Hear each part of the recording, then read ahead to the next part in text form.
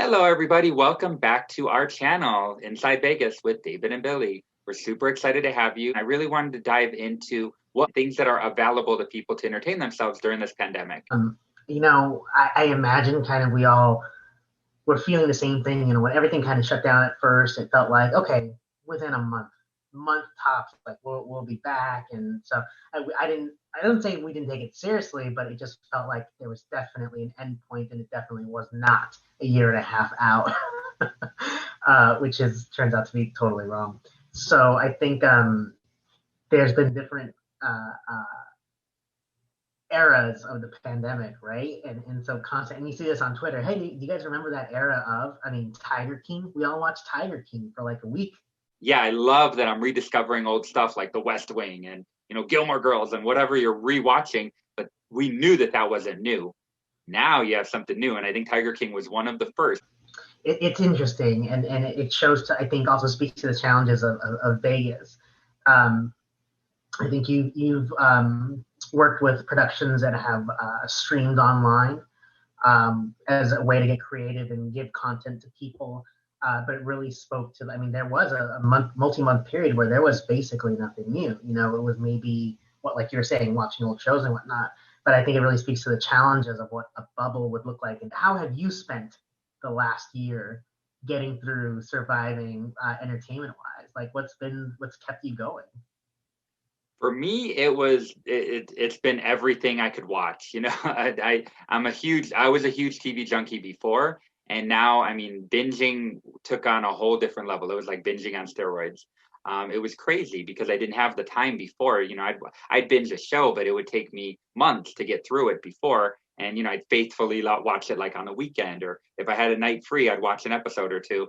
Now I could get 5, 6 episodes watched in one evening, and it was a little bit much. I definitely had some moments where I was like, oh, The Marvelous Miss Maisel and The West Wing and Handmaid's Tale and just all of, I could go on and on and on. But then going back to the local, how do we find that new content? And that's one of the things I did was, luckily in the work that I do, I was able to work with a show that wanted to try to go virtual. And I worked with one of the performers here in town, and one of the production producers that kind of had a hand in that. And we put together a virtual show. It was a Halloween show. It was very well done. It was a lot of fun.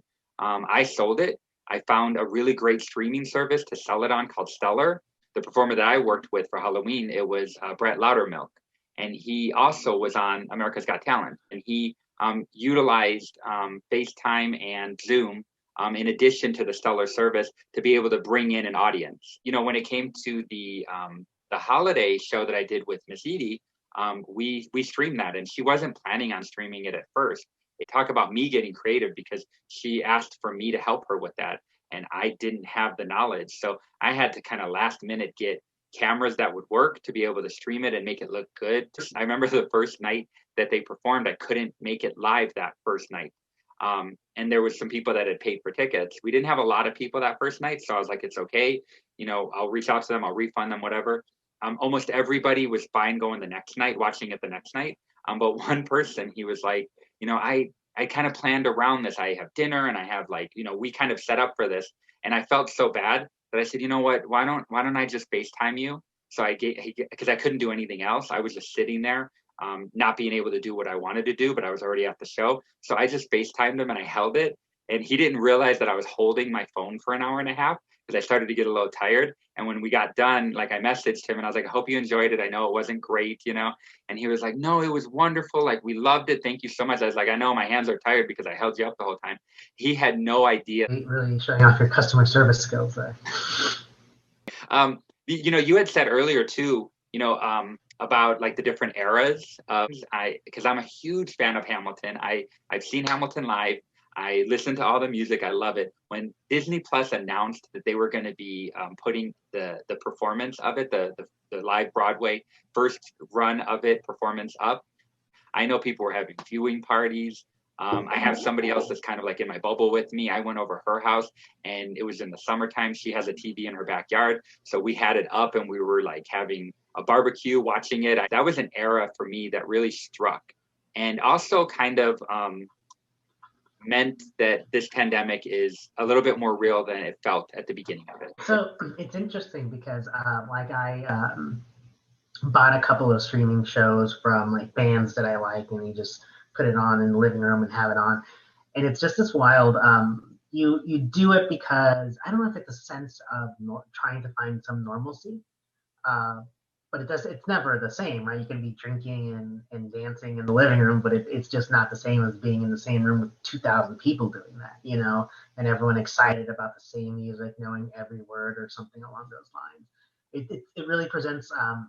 I can see the challenge in selling shows like that are meant to be experienced live but are being streamed live. It's a different experience, but I think that you can do it. It can be done so well, especially when you're very aware of yourself and you know what you're doing, But there's just so much. It is interesting to see how people have gotten very creative with this. I think we also had a drive-in Halloween show that took place, and a drive-in Christmas show that also took place. And I thought, oh, that's interesting. I attended the Halloween one. It was fine. You could see it was put together very quickly, but you could see the potential that it had, and you could see, wow, for me, I was just really moved that, hey, I mean, maybe it wasn't exactly my thing, but they did a great job and they got to employ people, and they got to employ creative people. They got to employ people that would normally be working on probably entertainment jobs. Actually, I know that for a fact. So it's really cool to see people reinventing themselves and reinventing ideas to ensure that the public gets to experience something interesting and cool, and people can work. It's not the same as putting on a big production, but you have to start somewhere, and it is very cool to see people getting really creative with how they do this. For me, I'm more conservative about a streaming show. I wouldn't really know where to start to sell that. It's got its own thing. So kudos to you for working on that, because I think it presents a whole other challenge where, I'm accustomed to working with a lot of traditional marketing, but for that, like, that's essentially all digital. When it was the Halloween special that we did, he got really creative, and he utilized FaceTime and Zoom in addition to the stellar service to be able to bring in an audience. Today, we are going to talk to Miss Edie from Zumanity. Hello. Hi, can you hear me? Yes, I can hear you. Can you hear us? I can. Hi. Hi. Is that coffee in your mug, or is it wine? It's actually tea. Oh, very cool. And I never drink tea, but I'm having tea. That's phenomenal. This is not. Yeah, that's good. You're not having tea. You're having a spritzer. Right? Yeah, the spritzer. It's Sunday. Normally I'd be at brunch somewhere, but since it's a pandemic, I'll brunch by myself. Are you really having a spritzer? That's awesome. I should be having one. That's what I said really to him when I got on. I said, we need to do this drunk next time. Everybody, thank you so much for joining us again. We have a very special guest, somebody who I have loved for many years, is joining us today. It is Miss Edie. You may know Miss Edie originally from Zumanity. Some of you may know her from her career even before that. She's had a very wide-ranging career. I met her and I got to know her through her work on Zumanity with Cirque du Soleil. And without further ado, I would like to say hi to Miss Edie. Hello. Hi, guys. Hi. How's it going? Great. Sitting here at home and lots of color around me. So I thought I would wear even more color. I'm sitting to a little bit. Look at my buttons. Can you see my buttons on my outfit? Yeah, you can see them now. Yeah, that's my earrings. Oh, I love it. That's so cute. And you're right. It's so colorful. I love your background. I need to juice up mine. I just have the little giraffe over there to bring some color into it. I do love that giraffe. I do. Thank you. Recently, Cirque du Soleil announced that Zumanity is closing. You were the headliner for that for the past 10 years, I believe, right? 12, over 12. 12, okay. So tell us a little bit how that felt to you, what the ending of that chapter means to you. Well, it's devastating, it's when the pandemic started, we all were laid off, and then we went through the whole summer and into fall with a little light at the end of the tunnel. And it was so weird in November when we had that Zoom call, which we thought was just going to be another update. and then it was devastating. And so we're in the, you know, deep in the pandemic, and we're all, you know, I think even the happiest people, the lightest people felt a little, you know, felt some depression and stuff. And it just weighed really heavy. And when they announced that, I can't even tell you what it was like, that the hope was gone. The hope of, at least I have a job at the end of this, you know, it was devastating. And a show like Zumanity should not have closed. That show is beautiful. It is a stunning show. Take me out of it. Let it run for years. I'll say the same thing. It's such a beautiful show, and it just should not have ended. I don't know what happened. I don't know why it ended. I know it's bigger than just Cirque du Soleil, but I don't know the politics. I don't know. It just doesn't make any sense to me. But it's very sad. But, so I'm gathering, Edie, it felt like you didn't know it was coming, right? Like there was never an inclination, because my understanding of Cirque's communication was it was fairly sporadic. After the massive layoff, everything was kind of radio silence, and we were all just kind of like getting information from the internet, right? Like when all these things were happening, like, oh, that would have been cool to know, but oh well. So it didn't feel like there was no indication of it, right? I mean, Billy and I were talking at that point. We're like, wow, we're trying to figure out how to come back, what shows would open. I think we had Zumanity coming back because it just seems in terms of cast and overhead that it's manageable. It's a smaller show. Well, they were announcing early on that it was going to be one of the first to open. You know, I think it was always going to be O first and then Zumanity second. Yeah. So we felt like we were in a good place. Right. And we got to hear your response. Do you still maintain like relationships with the cast? Do you guys still talk? I mean, what's the overall feeling, or is it kind of everyone's gut punch? It was rough, and I think everybody's just surviving, and it's really sad because some of the most amazing performers had to go home. You know, they had to go back to Russia, and like the Botero sisters, the twins that we love so much in Zumanity, had to move back to Brazil. And so it really felt like the family was being, you know, ripped apart. I think a lot of us didn't talk for the longest time because we're just trying to survive. We're just trying to figure out what we're doing in our homes, with our families, with our animals, how we're going to eat, how we're going to pay the rent, how we're going to do all that stuff. So there was a little separation in the cast, but there's definitely, you know, you definitely have your handful of friends, and we're all stick together on Facebook, and yeah. I'm glad you brought up that it's these casts are international, you know, so some people are not only losing their home, their job, they're losing their home, you know, so like you said, they really are being pulled apart. What a strange feeling to go through, you know, like you said, I think everyone is kind of keeping to themselves for a while, saying, okay, well, we'll hunker down, we'll see you on the other side, and then all of a sudden it's like, oh wow, we're being torn apart. And without Zumanity or Cirque du Soleil, you know, a lot of them lost their visas, and so they couldn't stay, and it's just really sad. But in that fear, in that really horrible sadness about Zumanity, at some point you have to pick yourself up, kick yourself in the butt, and get ready for what's next. And it was nice to have a regular job that I just showed up at, and I never had to style my wigs or do my costumes and stuff. Just perform. That was heaven. And so, did I say wigs? I just meant my hair. I don't wear wigs. And that flew by so fast. Yeah, so now I just have to kind of pick myself up, get ready, and you know, I reached out to all of my old gigs to perform again. We have a show that we wrote for the Strip that's going to be opening next month. So yeah, we'll see. It's a journey, right? It's a journey. Yeah. Are you able to give us some more details about what you just mentioned, the show that may be opening next month? Are you kidding me? We have something prepared. No, we don't. No, it's called Faaabulous the Show with 3 A's.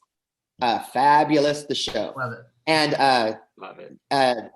It's all live singing drag performers and a couple backup dancers. And we're going to be performing at Notoriety, which is downtown in the Neonopolis building, on the 3rd floor where it used to be the movie theaters. Yep. It's now a man bought it, and he's turning it into actual theaters, which is so cool. So we did a Christmas show there. That was a lot of fun. And then they asked us to come back. So we start March 12th, and we'll perform every Friday after that. And then we're hoping, you know, of course, to add more shows and then eventually get picked up. But it's a lot of fun, and these girls can sing. They're really amazing. So, and then I got my backup boys who are stunningly gorgeous. It's going to be a really, really good time. And tickets are on sale already. We'll provide a link and everything to help you to help people buy tickets a little bit easier. Since you're opening, you said March 12th. I know that the governor is lifting restrictions on the March 15th. At that point, you can go up to 250 seats. So what do you have any idea what your capacities are going to be? Well, I guess if they're going to change it on the 15th, our show on the 12th, they changed it from 50 people to 70 people. So then I guess our next audience can be even bigger than that, which is great. I'm glad to hear you're telling me for the first time. I want to know if they got rid of that rule of the 25 feet apart from the performers to the audience. They did not. The moat is still there, unfortunately. No moat. No moat. It's so far away. You were at the Christmas show. I was at your Christmas show, and it was fabulous. Really? Yeah. Do you have some of the same performers that you had in the Christmas show in your show coming up? It's all of them, and we're adding one. Oh. Yes.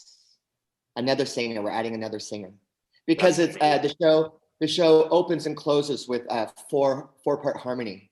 So it's a big tribute to women songs, you know, like Cause I'm a Woman, Who Runs the World? Girls, you know. Oh yeah. It's just a big medley of that, but it's all four-part harmony, and it's really fun. What have you done to keep yourself entertained during the pandemic? Are you a TV watcher? Do you read books? Are you taking walks? What do you do? Books. I remember what those are. What are those? I became a TV person because I was never a TV person. And my partner, Jamie, of 22 years, he is always trying to get me to sit down and just sit and watch the show. You're going to love it. And I'm like, I'm all over the place. You know, I'm like fixing this, doing this. I love to be outside in the yard, or I'm fixing something in the house. I'm just one of those people. It's very hard for me to sit down. And the pandemic really forced me to sit down because there was nothing else to do. I couldn't go anywhere. I couldn't do anything. So I watched a lot of movies, got caught up on movies. We put a projector in this big room here, up on the wall, and we could see these big movies, and it was really lovely. And I started yoga for the first time, and yeah, just tackled a bunch of projects that I couldn't get to.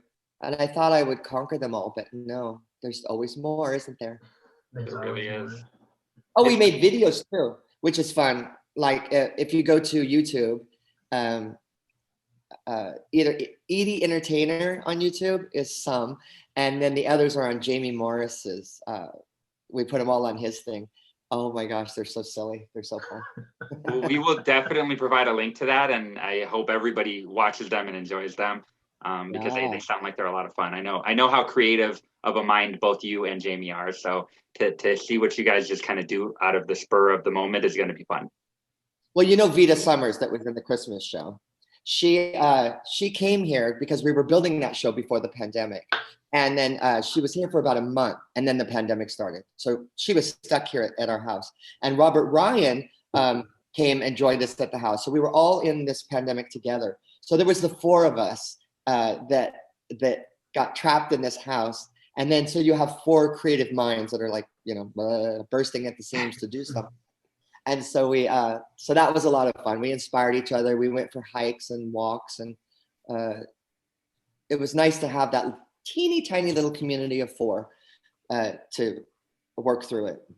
It's so weird because it's the only like disaster thing that all of the whole world has experienced together. So it's so interesting. It's like there's no one you can run to and say, "Oh my God, I was in this pandemic," and you know, right? Yeah. Right. We're kind of all being forced to be reborn in a lot of ways, to reinvent ourselves, whether that means for some people have had total career changes in this last year, and they're really going in a completely direction in their life. You're kind of rising up and putting your own stuff out there, and that can be a little scary. It's one thing to perform when you have the backing of a massive billion-dollar company, and then for you to do it on your own, that's a lot of risk and a big change. But at the same time, it kind of forced you to say, well, I got to do it on my own, right? You have to do it you have to do it by yourself and by your own bootstrap, I guess. And that's just really amazing to see what people are able to do, because, even now it's a risk to open the show, but I'm like really excited for it. Like that's something new. Like we've had drag shows and whatnot there at the Neonopolis area that have come and gone, but I think this is going to be very cool. I like the space. I like the fact that they're redoing that into actual theater space. Yeah. The possibilities are endless for creative people, and that's definitely you. So I'm really excited to see some new project come up, especially downtown, where they could really use a little bit of liveliness.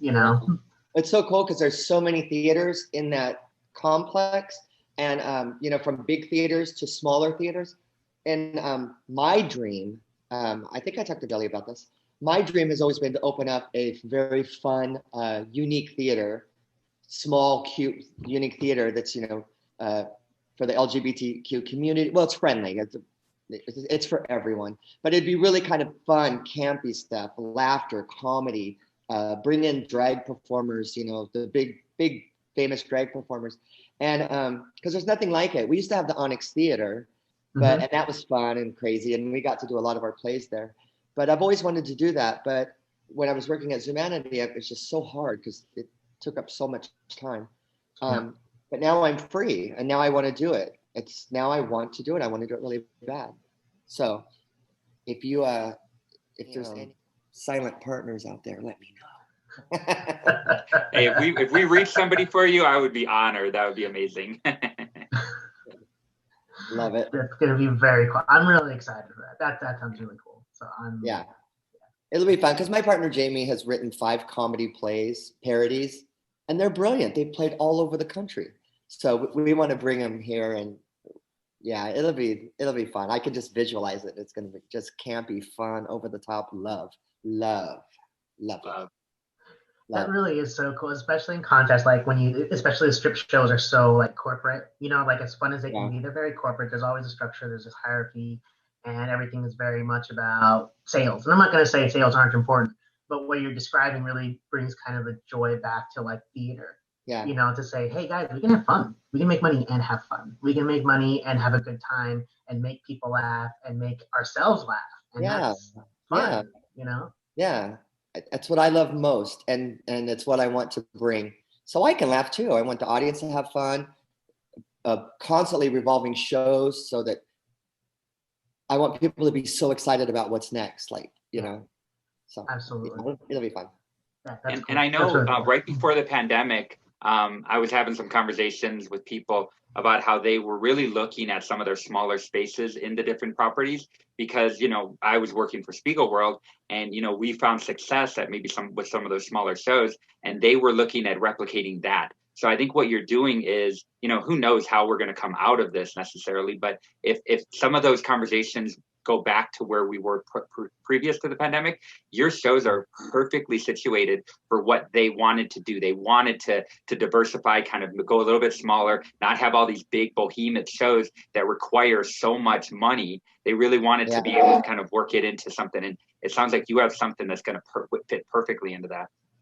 Yeah. We know how to put on a show on a budget. We've done it for years. We're like, we don't have any money. How do we put on a show? Give us the venue. Let's split the door so we don't have to pay anything. And it worked. It's always been super successful. And a couple times, we've come out with not making a penny, but it's okay. It's all part of the journey. I'm all about it. Let's create shows. Yay. Yeah, no, absolutely. And it's so cool because these are shows that are, really at the grassroots level, where it'd be great to get tourists for sure, but it's such an appeal for locals as well. That sounds like something I would go to, and that's fun. And it's like, and if it would be a rotating schedule, it'd be like, oh, cool, something here's coming next month. So once you see something, you get excited for like you were saying, you get excited for the next thing. And I think there's really something to marketing to at this grassroots level where it's really more person to person. You get to know the people that are going to be showing up instead of, like Billy was saying, some of these other shows are just so big. There's thousands of people in the theater. How do you make that connection? And here it's like, no, you get drawn in, and the venue at Neonopolis, all of that stuff it's like a really great place to be. It's kind of underserved, but I hope after this, at the end of the pandemic, it kind of revitalizes the area because I think they need it. And it sounds like you're going to really bring something interesting to it. So that's really cool to hear. Well, so thank you for spending some time talking to us. What you said about Zumanity, it really touched my heart. Thank you so much for speaking from the heart. I didn't realize how it was delivered to you guys. So that really meant a lot for you to say, and it touched me. So thank you for everything that you said today. And I wish you nothing but success on everything that you do and with the new show that you're opening. And I'm so excited to see it and to see how it all goes. Yes, you're going to be a part of it, Mr. I love it. Thank you, guys. This has been really fun. Thank you. Well, have a fabulous day, and we love you. Thank you. So we enjoyed this conversation that we had together, me and David, and with Miss Edie. It was great. We talked about a lot of really great points. Really kind of made me relive a little bit of the pandemic. So thank you all for joining us. Don't forget to like, subscribe, and turn on notifications right there. And thank you again. We'll see you on the next one. Bye. See you guys.